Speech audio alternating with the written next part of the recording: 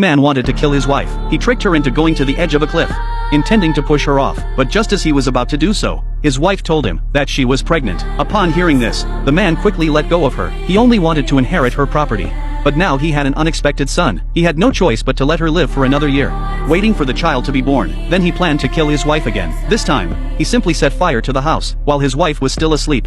He picked up his son and prepared to leave quietly, but just then, the fire ignited a picture frame on the wall, which quickly fell to the ground. The noise woke his wife from her sleep. The man had no choice but to return to bed and tell his wife she had heard wrong, but his wife smelled the burning odor and quickly got up and woke her parents. Seeing that his plan had failed, the man was the first to rush into the fire. He wasn't trying to put out the fire, but to avoid suspicion. As his father-in-law extinguished the fire with a bucket of water, the man's plan to kill his wife failed again. The next day, his wife felt something was wrong. Her husband blamed her for leaving cotton balls on the sofa, which caused the fire, but she remembered putting the cotton balls in a box. How could it have appeared on the sofa out of nowhere? The woman was very puzzled by this. Little did she know that this was the second time. On the other side, although the man's plan had failed, he immediately came up with a perfect idea. Since the old house had been damaged by the fire, he suggested moving into a new house to get his wife to agree.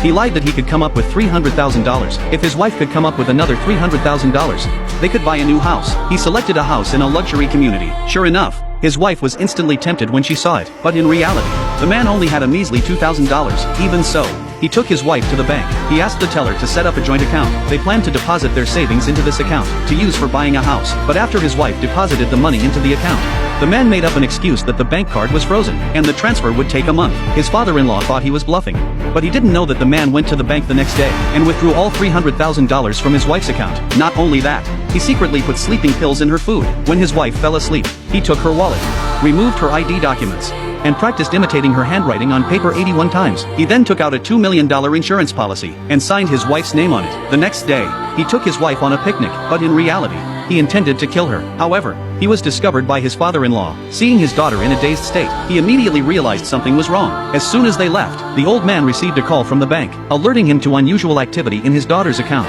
He immediately broke open the man's luggage, and found an invoice inside, along with the large insurance policy. The man had already taken his wife to the forest. He carried his son outside, planning to wait a while before burning his wife to death. But the old man called his daughter. He told her she was in great danger, and to hurry home. Though the woman didn't understand her father, she still got out of the car trembling, and it was this action that saved her life. The man realized his plan had failed, and reluctantly drove the car back. The father-in-law saw this and approached him directly, but the man fled faster than a rabbit. At this point, the woman was still confused. She didn't understand what had happened. When her father told her that the man had transferred all her savings and planned to kill her, the woman was still in disbelief, until she discovered a barrel of gasoline in the trunk.